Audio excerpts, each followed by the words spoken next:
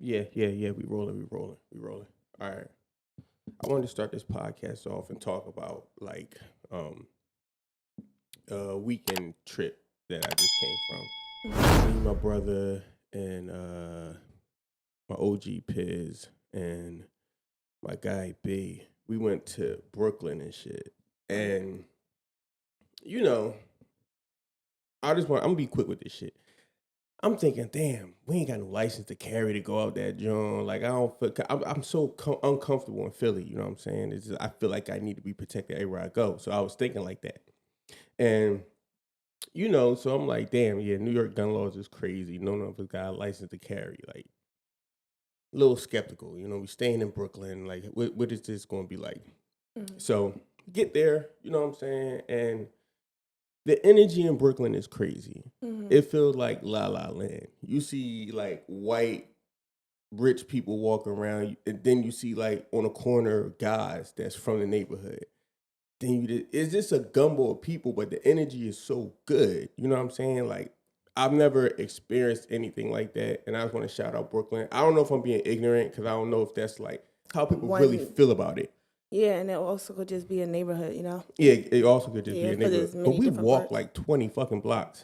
Yeah, but that's like, yeah, I feel you. And the thing about it is we walk from Biggie Block. I know Biggie Block is the trenches. You know what I'm saying? Yeah. So it's really, really, really different up there now. Yeah. Because I've been to Brooklyn in the 90s. I think the last time I've been to Brooklyn before the time just now we went to, I was like maybe 2014, 15. And it wasn't like it is now. Mm-hmm. You know what I'm saying? Just overall, like, if you get a chance, visit Brooklyn, especially if you're like black and natural. Like, that's the thing out there. Like, black and natural, Afro beats. Ethnic. The culture, bro. Like, they throw fucking block parties for blocks and blocks and blocks selling black hair products and like all different types of shit. Food spots. Everything in Brooklyn is like beautiful. That's dope. The place in Brooklyn that I went. So you gotta do your research before you do go. But it really is a breath of fresh air, good energy. Brooklyn's an amazing place to visit. We gotta visit. And I got something else for my vision board. Like a brownstone. Need a brownstone. A brownstone. We use pricing them joints. Them joints like 1.5 if it's renovated. If it's all done 3.2. Yeah. So it's a couple dollars, but I mean it's very much worth it for you to just go down and visit yourself or rent it out to other people. Great investment. I've always wanted a brownstone. Mm-hmm. I haven't been to Brooklyn since like 2016 or something like that. Mm-hmm. And it wasn't as gentrified as you're saying it is right now. Mm-hmm. But we could have been in two different areas of Brooklyn. And when I was a kid, I used to boil out in Brooklyn. Mm-hmm. So it definitely wasn't like that then. Yeah. But yeah, I want a brownstone. I've always wanted a brownstone. Bill Cosby, the Cosby Show. Mm-hmm. That's where I get the vision from. Yeah. It's so beautiful. When I was out there, I was talking to Now on the phone. I just like pointed the phone outside. And she's like, "Oh my God, that looked like Crooklyn." Like, it's Crooklyn, baby. It's definitely Crooklyn. Yeah. So, yeah. And then the experience is always just better with like the people that you bring in. I felt like we brought the right people. Like we had so much fun and good energy. Like this thorough niggas, bro. Mm-hmm. Like it felt good to be around. I'm glad you enjoyed yourself. For sure. All right, you ready to start the podcast? Yeah. Yes, sir. Let's go. Don't ever go with the flow. Be the flow. Hey. And I don't need no middleman to talk to my nigga. Hey. I understand if you don't understand. That's where we differ. Yeah. Welcome to the We Differ Podcast, episode number 42. 42 of the We Differ Podcast. I'm your host, Shell456, alongside my beautiful, lovely, and amazing co-host. And if this is not episode 42, we apologize. I'm almost like 90% sure it's episode 42. How you feeling today? I'm great. How are you? I'm good. No complaints. Just, grinding, trying to get shit done. Heard you. Yeah. So I want to hop right into this one. This one is about starting a business. Mm-hmm. Like steps to take to starting a business. Not exactly being an entrepreneur. You can have a job and have a side hustle as a business. You know what I'm saying? If you still want to work, I think it benefits everybody to have something on the side. Mm-hmm. You know what I'm saying? If you don't want to be a full-blown entrepreneur. Because I understand being an entrepreneur is just like, it's different. You know what I'm saying? You don't have like nothing to fall back on. Like a job sets everything up for you. And I understand some people need structure and some people can't create structure. So I'm not trying to push like being an entrepreneur on anybody. I'm just saying like everybody should have a side hustle that can grow into something dope. Something on the side for income. For sure. So you think that anybody can start a business? Yes, I think anybody with any able-bodied person can start a business. You know what I'm saying? If you're able to, yes, I believe so.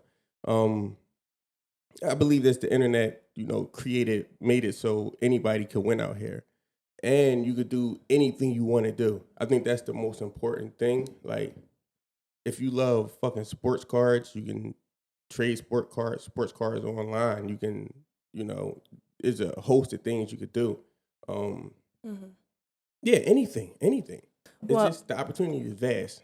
I think starting a business is as simple as getting an LLC. I remember back in the day, like, I thought that LLC was really something. And I thought it was so unattainable. And going through the process a couple of times, I'm like, oh, okay. Pay your little $1.25 and you in there. But obviously that's the easy part. And the steps afterwards. Because for a minute, I didn't even use, like, I had set up one of my LLCs and I didn't even do anything with it. I had, and I think you got like 3 years to file. I forget the amount of years, but you have to like do something with it within a set amount of years. But I had set up bank accounts and opened the LLC and all of that and registered, and then just like it was sitting, and then I opened another one and like had to, I did some things with that one, but one of them is just like and that's the best thing to do. Like once you get your LLC, like open a bank account and try to work on your business credit, even if you don't have a business. You know what I'm saying? Get the credit cards and like just get things going on your side, in that way, because there's a lot of benefits. We're not really gonna get into all that because that's get intense. But that's the step number one is definitely get your LLC because you want to be covered. For those that will fall under an LLC. Yeah, for those that fall in an LLC, you have to do the research to see what you fall under. But definitely get your LLC. And what do you think the next step is after that? Well, I think first, prior to that, you need to do research. I think all right, before research, I think you need to find something that you actually love. All right. I was in Wawa the other day, right? And one of the guys working there, which was really funny that he was saying that. He was like, you just have to find something that is making a lot of money quick. People always say, find something you love. No, make the most money really quick, and then you can do something that you love. So I think, the thing about finding something quick, and I used to do that. I used to like find something that like okay, this shit'll make money. But like if the passion ain't there, it's real work to build a business. You know what I'm saying? So you're not gonna work your ass off building something that you just don't love or it's something that interests you, because over time you're gonna be like, man, it's too much work. I don't even really fuck with this. You know what I'm saying? I don't like this thing that I'm trying to do. And people think that it's so easy that you can just, people buying flowers now. People want flowers. I'll get flowers and sell flowers. It's not that easy. You got to do the research. You got to put the time in. You got to put work. And it costs money to sell things. Yeah, I think you definitely have to put the time in. But I think for certain people, it depends on whether or not you need passion. Because we know someone, this man, he is not passionate about this business at all. He's been in business for about 10 years now. So, no, I don't. I think that's where discipline comes in, where I do not have this passion. I'm not motivated. I mean, motivation obviously, but I don't care about this. But I care about this money, and sometimes money supersedes this passion for certain people, and that's where I think the discipline really comes in. Yeah, well, yeah, I either that or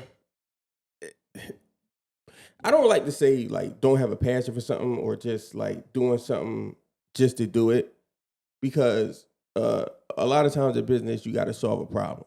You know what I'm saying? So I can see like, okay, like the poppy stores. I'm sure they don't want to be in there selling, shit to people in the neighborhood all day, but they passion might be to help people. At the end of the day, you're helping somebody by selling them things. You know what I'm saying? So it's just like, I feel like you gotta have the discipline because as soon as you get the money, you're gonna jump ship. Yeah, discipline, but the passion. I don't necessarily agree with passion because I mean that's a prime example. I think most of them hate being there at a poppy store. I really do.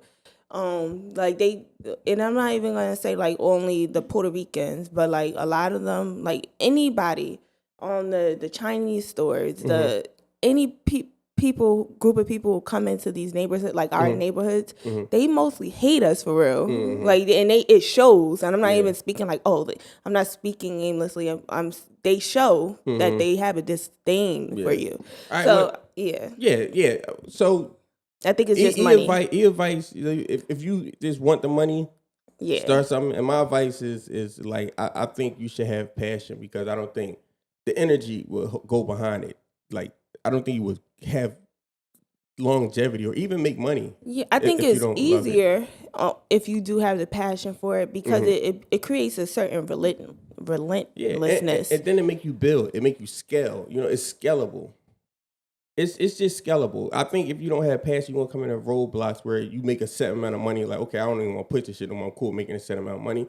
I feel like if you love it, like it's limitless. You know what I'm saying? Because you're gonna always want to build on top of it. You know what I'm saying? So yeah. All right. I would say number 2. Outside of those things, is no wrong or right way. Some people are just hustlers. You know what I'm saying? Some people can get into something and just do it. Yeah. For sure. I would say number 2 on that list is to not tell everybody. You shouldn't tell everybody your plans or what you're doing. You can tell certain people, like people in your family that you feel like is going to support you, friends that will support you. But I noticed when I was starting, when I started shooting videos, it was kind of like I had people telling me like, oh, the equipment is too expensive. This and that. A lot of people was telling me a lot of reasons not to do it. You know what I'm saying? Deterring. Yeah. Like, don't do it. Don't do this. It's too expensive. Don't do this. You know what I'm saying? And you're going to get that because you can't take people's advice up, first of all, unless they have their own business. A lot of people are just not really passionate about anything. You know what I'm saying? So it's just like, why don't you just get a job and just be safe like me? You know what I'm saying? And, people can say that out of love, but people don't understand what it takes to be passionate, you know what I'm saying, or want something. And that's another thing. If you don't have the love, I feel like that could deter you quick. Like this take you off your path because it's not attached to nothing. I mean, it's just like you just want to do something and then you get people in your ear like, oh no, don't do that, do this. It pull you too many different ways. So love it's for me, it's big because if I didn't love doing camera work then at that time, I wouldn't have did it. Well, it's kind of like passion, isn't it? What? Camera work? Yeah, I mean, you said a love for it. You went back and said, if you don't have a love for it, isn't that like having passion? What? Yeah, it's both. Love, passion. Okay. Yeah. All right. Yeah. I look at it the same. I don't know what I said yet, but to me, it's the same. Love, passion. You just love doing it. Like I always love cameras. Since I'm 9 years old, I've been playing with cameras and shit. So, yeah, I think that's a really big part. As far as advice, it's funny because I would say you don't take advice from people that who hasn't even attempted, like hasn't taken a step in that direction. But we may not know. People may have similar situations. That's like people like a homeless person being outside and one person not taking advice from them because it's like, look at where you're at. But on the flip side, not knowing that they're there because they took them chances. So they actually did take that leap of faith. So, I don't know. I'm on the fence about like who to take advice from, honestly. But I do know when it comes to telling people certain things, you can just, people are very outward. Let me put my phone on silent. Sorry. People are very outward with their feelings, especially the people who are close to you. So you can tell someone something, let's say my mother, and she will, and she can, I'm not using my mom, I'm just using it for example. My mom can say, oh, well, are you sure? And it's really just fear-based or whatever. But she can want the best for me, but not think that that's the best thing for me, like whatever venture I'm attempting to get into. Yeah. So, yeah, you just gotta. That's a very outward thing, but also you could tell somebody something and they can not say anything. That speaks volume as well. So I honestly think that you probably shouldn't tell anyone other than like the person you're in business with, or someone who you know is going to contribute. In whatever way, emotionally, mentally, whatever. They don't have to financially give you any money, nothing. But unless someone is going to contribute to that piece of work, you probably shouldn't tell them. Yeah, and that's kind of like where I stand with it. Like I feel like if you do tell somebody, it should be only like-minded people. Only tell like-minded people things like that. Because I've had family members that like terrified of the stock market. You know what I'm saying? I have a family member that used to tell me like, "Oh man, they're going to lose. That shit is gambling." You know what I'm saying? And when I got in the stock market, it wasn't like that. You know what I'm saying? It was the complete opposite. Yeah. So real estate and stock market, like, it's something I think everybody should get involved in for a side hustle or just, just to build wealth and just keep your family straight. Right. For sure. All right. Now we're going to get to research now. And this is my favorite part because I'm like an extensive researcher. Like retarded with it. I go dumb. Yeah. So once you find something, like on my side, I think you should find something that you're passionate about because you'll stick with it. And then I think you should do the research. And if you love it, you probably know a great deal about it already. You know what I'm saying? So like that shouldn't be too hard to like just really dig in. I would say if you start in a lotion company, like I will write down Johnson & Johnson. Then I'll write down like the middle ground, like somebody that a regular person, but that got that shit rolling, really got that shit going. Then I'll look up somebody that failed at it. You know what I'm saying? And I'll compare the three and see what they do good, what they did wrong. You know what I'm saying? And then you just, go from there and you take what Johnson & Johnson do. I like that. You know what I'm saying? I like what they do. Oh, pink bottle, maybe making a pink bottle might sell better. You know what I'm saying? It's just a lot of things that go into that. I'm big on color science, so just studying colors, like for labels, fonts, and stuff like that, really means something. You know what I'm saying? Like a lot of people don't know, like McDonald's, like the arch, the yellow arch, like yellow makes you want food. You know what I'm saying? It's for some reason it triggers something. You know what I'm saying? And you look at Burger King. You know what I'm saying? All of these places got yellow in a logo, and it really do mean something. Color science fuck with people's head. So, I would do extensive research. And when you've done research, do more research because, like, you can never research enough. And the research is a fair warning. It never stops. Yeah. I think for me, that's a struggle that I face. Because I love writing, and I'm sure I've said that on this podcast before. And I have an extreme passion for it. But when it came, all right, this is like an embarrassment moment. I have 2 books that's like written and completed that's like unpublished, and it's just because, all right, I did the work and I don't know what to do. It's not even I don't know what to do next because I've done some research. I think it's like that fear or whatever. I really don't. I couldn't even tell you what it is. Yeah, because it honestly, it could be one or two things. Fear, I believe, and then everybody don't like to do research or do the extra shit. You know what I'm saying? So yeah. I think that could be a big part that getting people away where it's like, yo, I don't even want to do this shit. And for people like that, you don't have to do it. You can hire somebody. Exactly. So that's what I was gonna say. I've come to the conclusion that I'm going to table certain things until I can afford to pay someone to do it. Yeah. And because it's not even a fear of like failure, because like I believe I have extreme talents when it comes to writing. There's no doubt about my writing ability.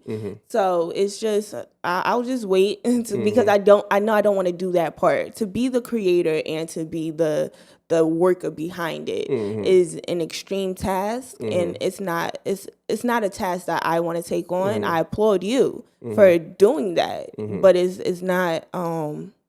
It's extreme to me. It is, and a lot of times they're gonna use microphones and I act like it's an easy thing, but at the end of the day, like I started when I was 19 years old. I'm 38 years old, so I just have like I've been studying and doing research since then to be able to like run a podcast, you know what I'm saying? Get in front of the mic, get in back of the edit, do fucking audio editing. Like, these are the skills that I picked up along the way and not even knowing about podcasting. You know what I'm saying? These are just things that I was just doing in other fields. And then I'm like, oh, damn, I know how to edit video. I know how to edit audio. I know we got good perspectives. Let's start a podcast. You know what I'm saying? It's just like everything skills that I acquired over time. So, yeah.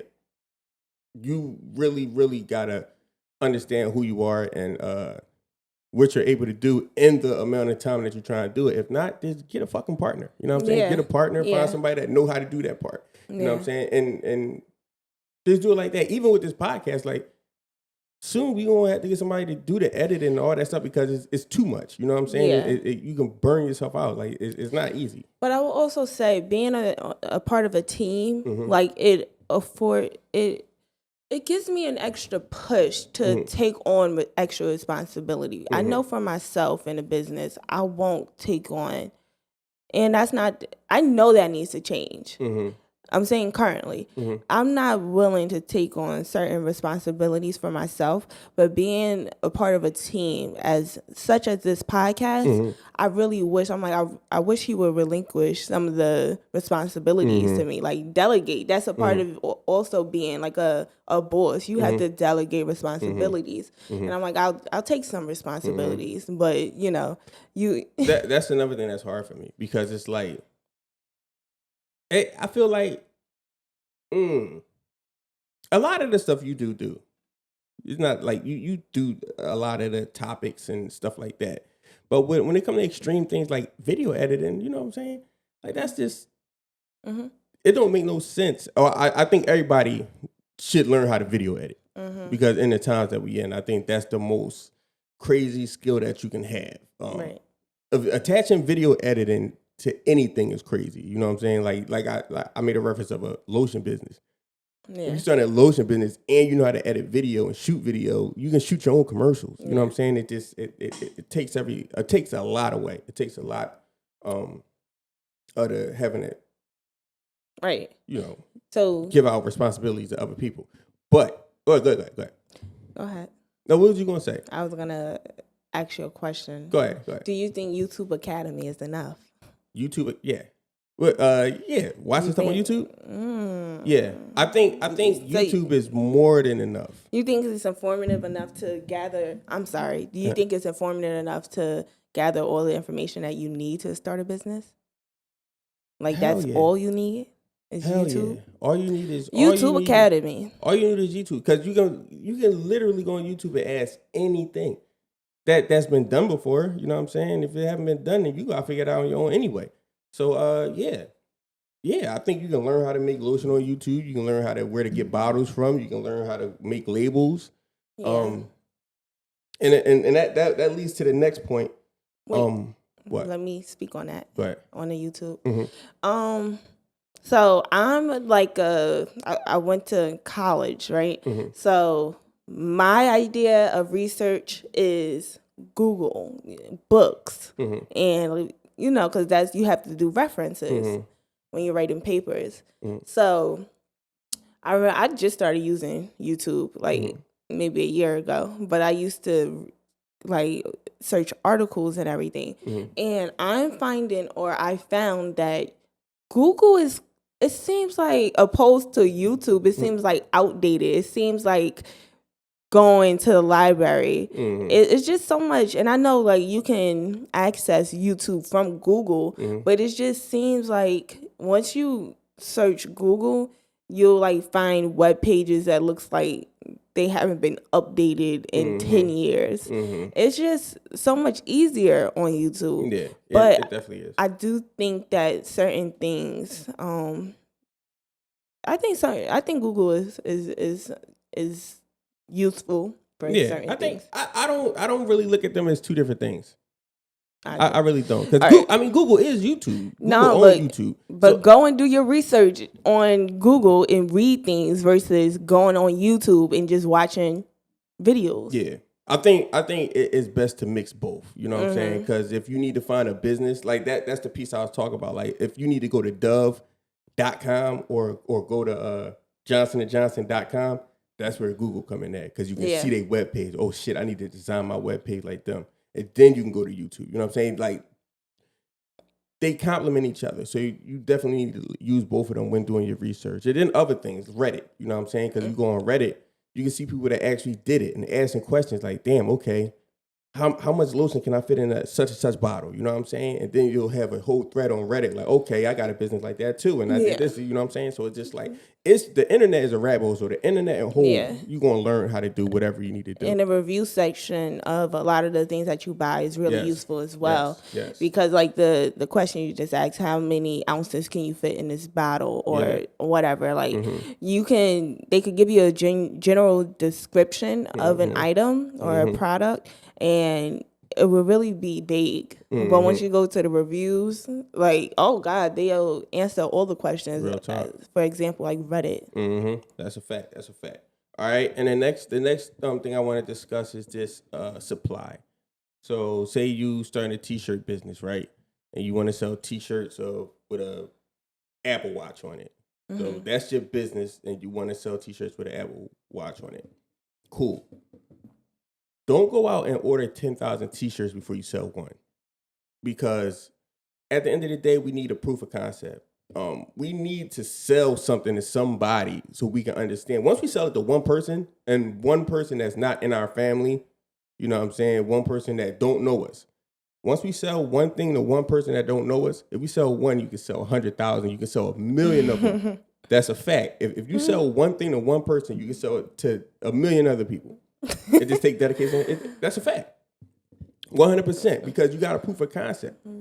If I'm talking about a person, a real person, you know what I'm saying? Like, oh shit, I like that, I'm gonna buy it. You know a real person? Yeah, like a real person, not nobody that you just like suckering in the buy something. Somebody that generally like what you selling. You know what I'm saying? Yeah, I believe that opened up the floodgates. You know what I'm saying? Because it's like, okay, I got a proof of concept now. Like, I can do this. You know what I'm saying? And then that's when marketing come in at, and that's a bit trickier.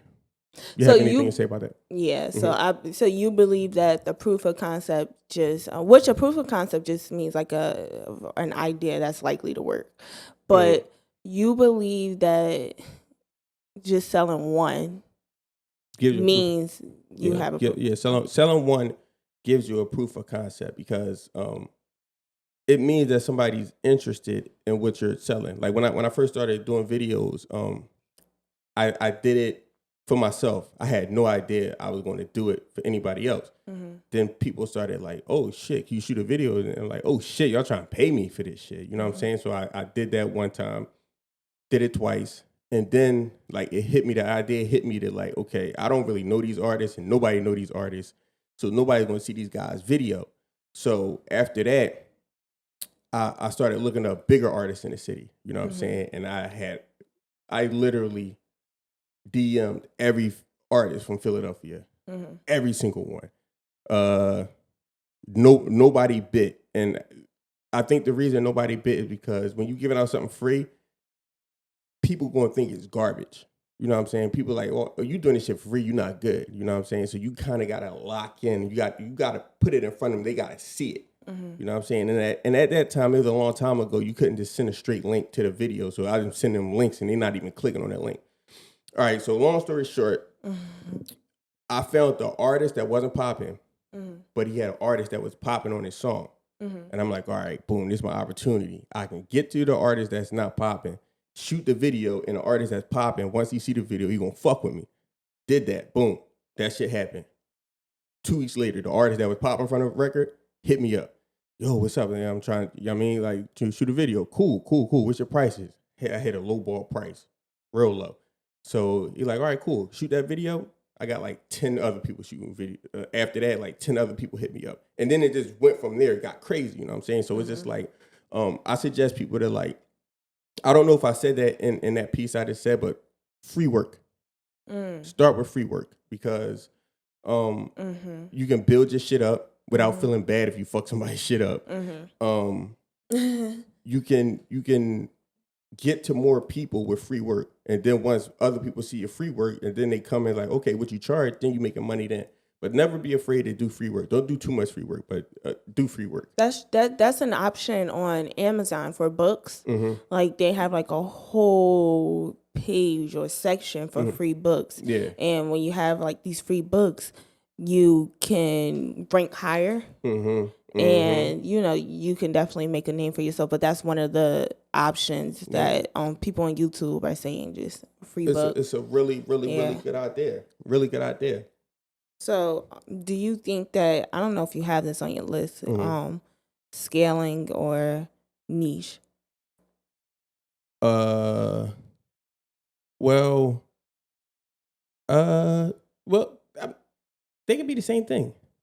Because, I mean, if you, niche is just like, you buckle down on one thing, one specific thing. And scaling just means you're trying to make it bigger. So I think if you buckle down on selling flowers, you can scale that.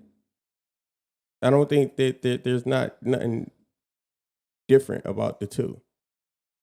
So, okay, I see what you're saying. So, scaling the one thing versus scaling, yeah, because at the end of the day, scaling is just like making your business bigger. So say if I sell daffodils, yes, and I want to scale it, I can start selling roses too. Yeah, but I think when people talk about niche, it's when we're talking about marketing, at least, niche is kind of, this is directed towards this demographic of people, and when you're scaling it, it now can be marketed towards everyone. That's where the trouble will come in at, because if you got a flower shop and now you decide to sell soil, you got to figure out how to sell soil now. You know what I'm saying? It's not just selling flowers. So that's where the issue comes in at, because it's like, okay, how do I market dirt? You know what I'm saying? I got a flower shop, but how do I market dirt? But I understand how to market flowers. Now I bought all this dirt that I got to sell, and I don't know how to sell this. You know what I'm saying? Like, what's the best way to sell it? Well, in terms of marketing something towards a niche, towards certain people, versus marketing to a more broad demographic of people. Yes. It's a lot easier. What's a lot easier? Niche. Yeah, right. Yeah, okay. It's a lot easier marketing than niche people. So when do you think is the correct time to market it towards a larger demographic? I mean, if you want to scale your business, if you just when do you think is a good time to scale? It's no good time. It's as a number one, as an operator, you got to know that. You know what I'm saying? Like, that's like Jeff Bezos with books. He had no idea he was going to build Amazon. So it's basis to basis. Yeah. But let me just get a Jeff Bezos example real quick, because he had no idea he was going to build Amazon at all. You know what I'm saying? Amazon, he was just selling books online.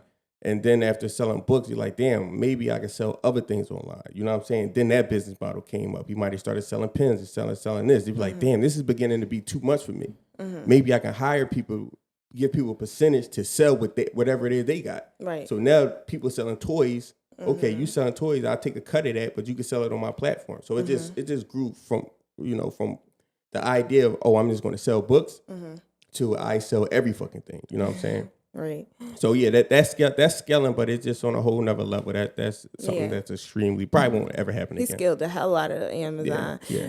I have one last question. One more thing, and that's have a lot to do with being innovative and being first to a space. You know what I'm saying? It's the same thing with Tesla and shit. Like these are people that are unicorns, and that they were just first at the space. At Apple, they was first at that space. You know what I'm saying? And they was able to just turn it into something. Yes, totally absolutely, different. absolutely. Yeah. How do you know when do you think you should sell programs, or how do you feel about buying people's programs? I think that's the best idea on the internet, like selling ebooks or selling classes or courses or stuff like that. Because, like I said, we've got this podcast, right? Mm-hmm. And say at some point, be like, okay, we mastered this shit. We know how to do this shit. We know how to set up the lighting and 3-point lighting. We know how to set up the cameras, the microphones. How about we make a course to tell people exactly what to do or how to start a podcast? Mm-hmm. We can tell them what microphones to get, why not to get certain microphones, what stands to get, what lights to get, what cameras to get, and link programs, and get paid, and link it and get paid. And the amazing thing about that with starting a program and writing an ebook is it's a digital asset. So you sell make it, you do all the work up front. It might take you 2 months to build it. You know what I'm saying? But after you build it one time, you don't gotta lift a finger. And you can sell it $10 a pop. 100 million times you can sell it.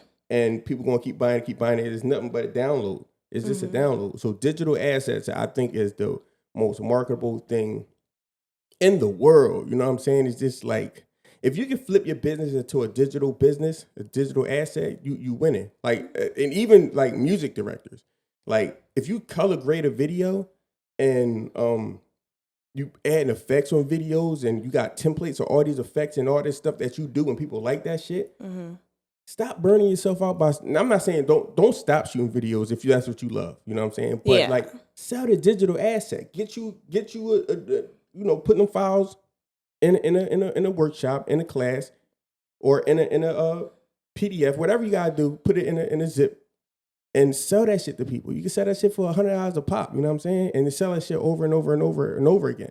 You don't gotta burn yourself out shooting music videos all day if that's not what you want to do. Yeah, I think that I'm gonna, whenever I do create these, anything like a course, a class, a book, I'm going to attempt to create a way where you cannot share. Because I mean, maybe that's something that you shouldn't think about, but I know just based off me buying people's programs, like I've shared it, and I didn't share it too many times. You kind of feel crappy when you do that because you're kind of ripping people off at the end of the day. But I feel like I'm ripping somebody off because if you follow people's like journeys and stuff, and you see how much time they put into like, and then like buy it if you want it. You know, with that, I don't think I would ever try to limit that, because at the end of the day, that's where word of mouth coming at. You know what I'm saying? If you buy something, right, and then you give it to me, and I'm like, oh, this shit popping, and I give it to somebody else, and they like, damn, this popping, they might tell their whole family about it. You know what I'm saying? And they're not gonna share that shit 50 times. Some people gonna start to buy that shit. So I think it just go down a rabbit hole, and I think like that's kind of like marketing. You know what I'm saying? It's stealing, but it's kind of like marketing. I think it makes your business bigger once you allow people to just share something that's so simple that, you know what I'm saying? Like, I think cutting the head off would be more detrimental to your business than not, because people going to share it. You know what I'm saying? I understand. All right. So you think that anybody should create a program? Like, once you have a proof of concept, you should be able to, if you can make it digital, you should sell a program. The big thing about having a digital asset is you don't want to trade time for money. You know, that's what you do in a 9-to-5. So you wouldn't want your business to be just trading time for money. You wouldn't want to have to be in a flower shop all day where you could sell a course on how to plant flowers and cut dead flowers and replant flowers. You know what I'm saying? Like, this side is just so much better and so much more money than having to be in a flower shop all day trading time for money.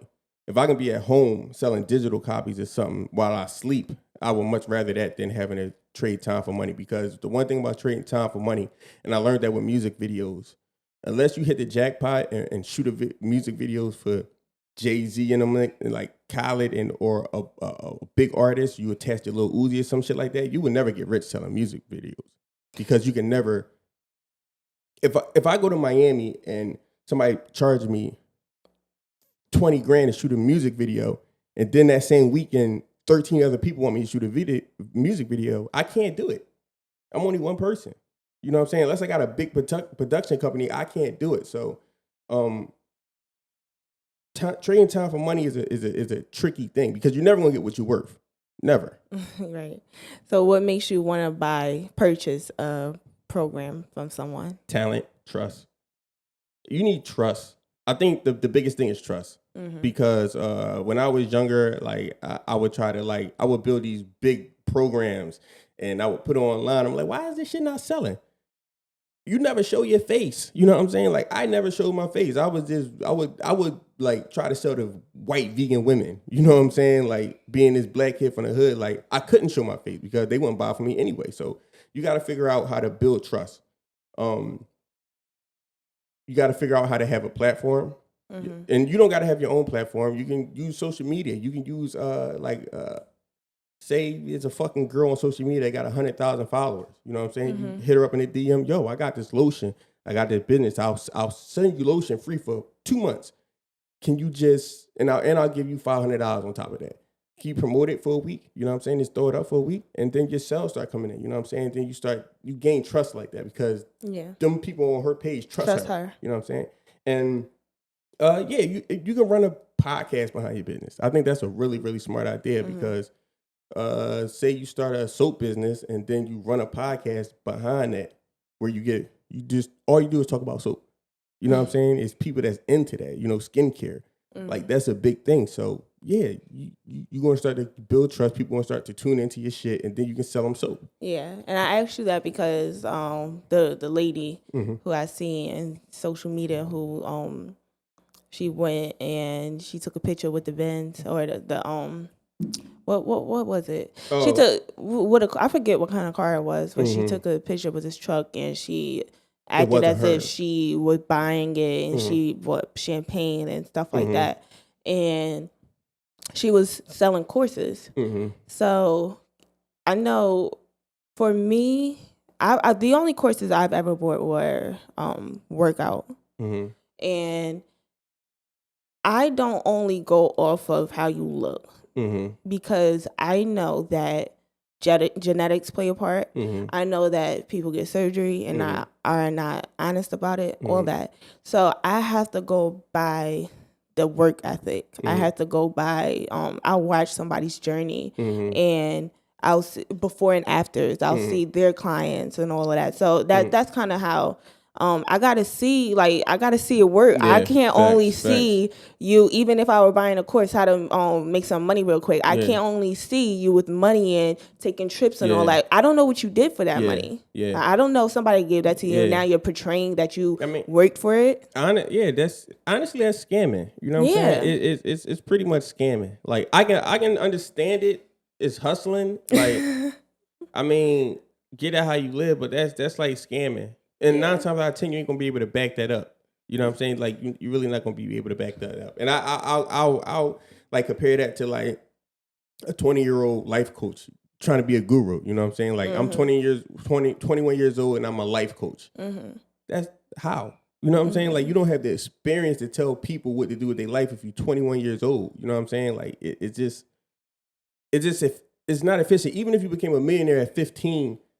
That's not what a life coach is. You know what I'm saying? Like to help people get through certain situations, you got to live life. So you can't be a life coach at 21. It don't. And that example, you're an anomaly, and you cannot teach people how to be a damn anomaly. Yeah, you can't teach that. You know what I'm saying? All right. I wanted. We kind of got into marketing, but let's get into marketing real quick. All right. As far as marketing, when you got a business, I would say the first thing to do is you got your product. You got your website, you got your proof of concept. I would start marketing. I would market through ads. That's the quickest thing to do. Paid ads. So it is money in this. You do got to pay money to get attention or get sales. So I would say Facebook ads, Google ads, YouTube ads, TikTok is really big. If you can figure the TikTok space out, because with TikTok right now, and if you do it right now, I'll say for the next year maybe, you can get organic traffic where you don't have to pay. You just have to figure out what that look like in your niche. So figure out how to get your numbers up on TikTok, because that can funnel down to all the other things you're doing. Yeah, just marketing, understanding how to market, understand who to market to. You know what I'm saying? If you got a African Black product, like don't just market it to everybody in America. Yeah, because you're gonna waste money. You shouldn't be trying to sell to white people if you have a Black African product. You know what I'm saying? You niche down, and on these platforms with these ads, they allow you to pick who you want to target. Certain demographics. Yeah, very specific. So if I want to target somebody 21 to 30 in West Philly, I can do that. You know what I'm saying? So just really understand that space, understand marketing and ads and all that stuff. God, the internet is so powerful. It's powerful. It's powerful. And this the like, so people can understand and share power. Like when I was growing up, you used to have to spend $100,000 to buy a storefront. You know what I'm saying? And then you had to attract people from off the highway to come to your store with an attractive sign or flag them down in the street.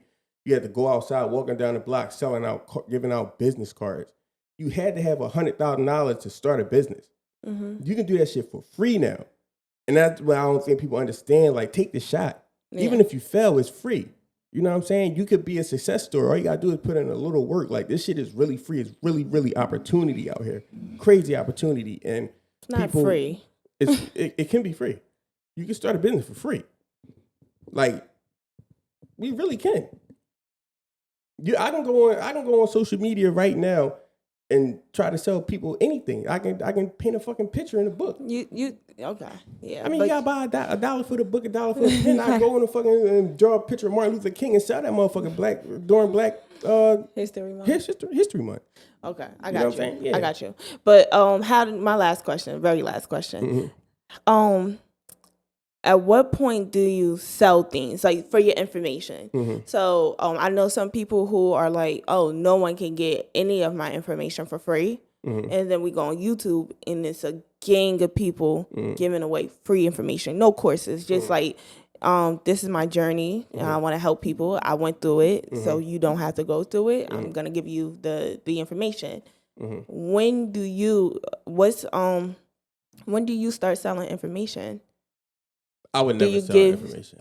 Okay. I think it's more value in just providing the information for people, because that's how you build a tribe. You know what I'm saying? You're going to get 1 million people that come back and be like, oh, no, I fuck with him. He helped me do this. He helped me do this. They going to tell. It's that word of mouth thing. You know what I'm saying? If you selling something and it's locked away to that one person, it's hard to get that word of mouth effect. But if you giving shit away for free to 10,000 people, you going to get that shit going to turn into 20,000, 30,000 people. Then your numbers is just going to add up. And if you want to sell something, just sell them a fucking ticket to a show. Yeah, to come see you. I definitely do think, or if you put in work, like a book or something, but I definitely do think that people, you're more connected with the people that you're giving away, that you're sharing your experiences to. Yeah.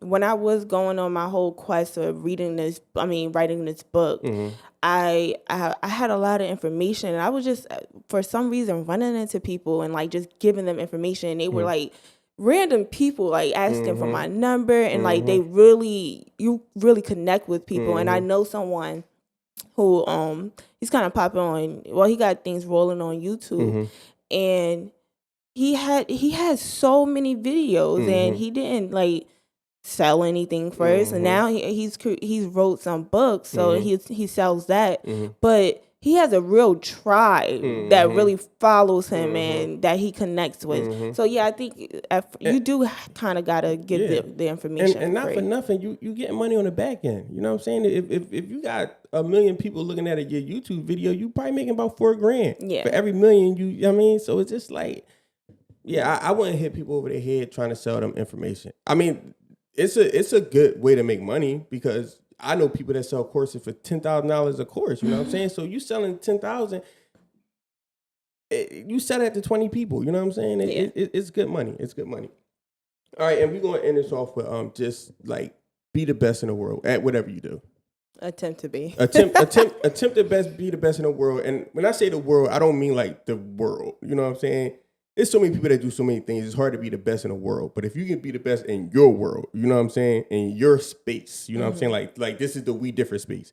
If we can be the best that we can be, opportunity would come, things would come, and everything would fall in place. You just got to be the best in your world and not really worry about other things. Preach. Yeah, and I can talk about this shit all day. Yeah. See, I'm passionate about, like this. It was rolling. Yeah, facts. All right, that was We Differ. I be fucking that up now. We Differ podcast episode number 42. Yeah. We out.